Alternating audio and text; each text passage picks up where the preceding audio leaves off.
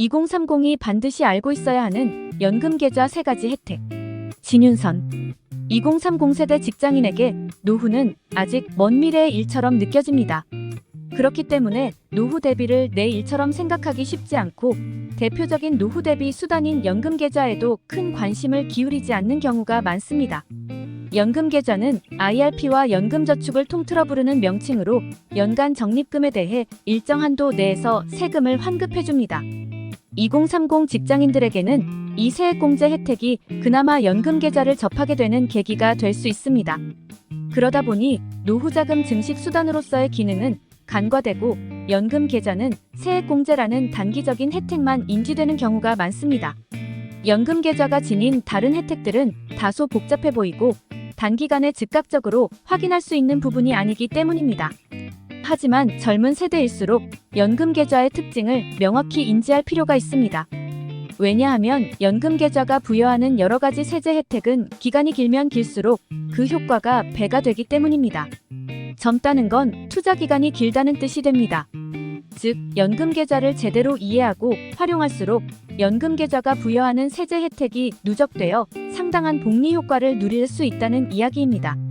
빨리 친해질수록 시간의 복리 효과를 더 크게 누릴 수 있는 것이 연금계좌입니다.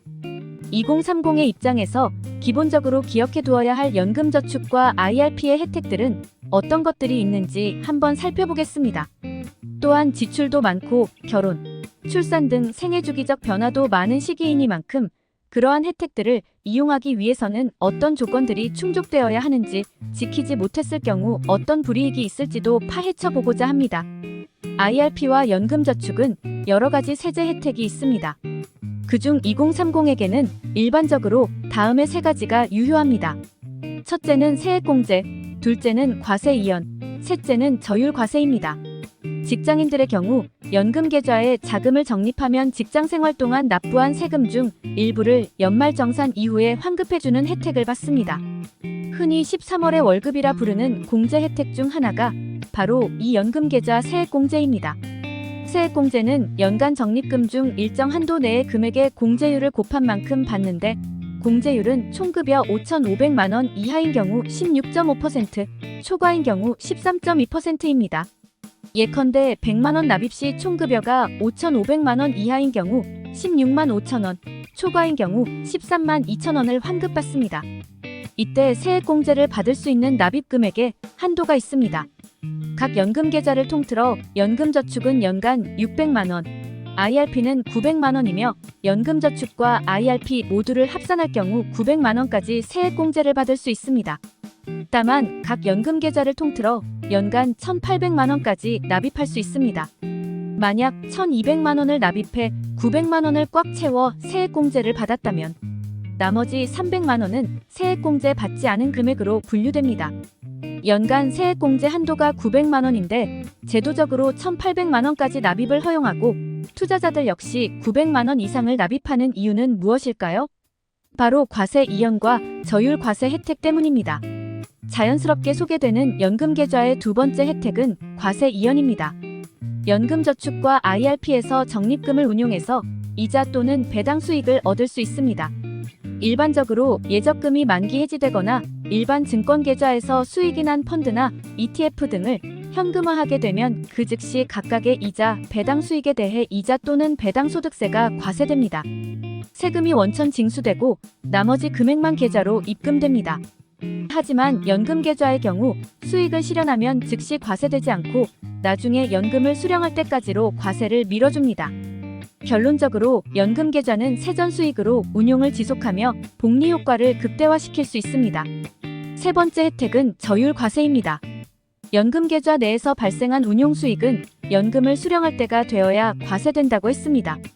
중요한 점은 이때 적용되는 세율도 상대적으로 낮다는 것입니다. 일반적인 이자 또는 배당소득세의 세율은 15.4%입니다. 하지만 운용수익에 해당하는 자금을 연금으로 수령할 땐 연금소득세라는 세목으로 3.3%에서 5.5%의 세율만큼 과세됩니다. 좀 더 구체적으로 연금 수령 연령이 55세 이상 70세 미만인 경우 5.5%, 70세 이상 80세 미만인 경우 4.4%, 80세 이상인 경우 3.3%로 과세됩니다. 세액공제 혜택을 받은 적립금도 나중에 연금으로 수령할 때 3.3%에서 5.5% 연금소득세율로 과세됩니다. 세액공제율과 연금소득세율을 단순 비교하더라도 7%에서 13%가량의 혜택은 보전되는 셈입니다. 국내에 상장된 해외 주식형 ETF나 국내에서 취급하는 해외 주식형 펀드에 투자할 경우 연금 계좌의 세제 혜택을 더 효율적으로 누릴 수 있습니다. 연금 계좌를 활용하면 일반 계좌와 달리 매매 차익이나 분배금이 발생했을 때 배당 소득세를 원천 징수하지 않습니다. 따라서 세전 수익이 누적되며 장기간 지속적으로 투자됩니다.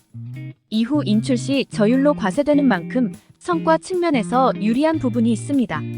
최근 해외 투자, ETF나 펀드 투자에 연금 계좌의 이러한 세제적 혜택을 적극 활용하는 흐름이 나타나고 있습니다. 단, 해외가 아닌 국내 기업들에 투자하는 ETF나 주식형 펀드의 매매 차익의 경우 일반 계좌에서는 비과세되지만 연금 계좌에서는 저율이지만 과세된다는 점은 기억해둘 필요가 있습니다. 2030의 경우 상대적으로 이직이 잦은 시기일 수 있는데 회사를 옮기거나 그만두게 될 경우 현재로서는 특정 조건에 해당하지 않는다면 퇴직급여를 의무적으로 IRP로 이체하게 되어 있습니다. 이 퇴직급여를 IRP로 이체해 연금으로 수령할 때도 저율 과세 혜택이 적용됩니다. 퇴직급여는 상대적으로 액수가 큰 만큼 세제 혜택도 크게 누릴 수 있는데 IRP에 이체한 퇴직급여를 재원으로 연금 수령 시 퇴직소득세의 70% 또는 60%만 납부하면 됩니다. 이상 2030이 반드시 알고 있어야 하는 연금계좌 3가지 혜택을 알아보았습니다. 이번 영상도 유익하셨다면 구독, 좋아요, 알림 설정 부탁드리겠습니다. 오늘도 오전에는 건강을, 오후에는 부를 얻는 하루 보내세요. 감사합니다.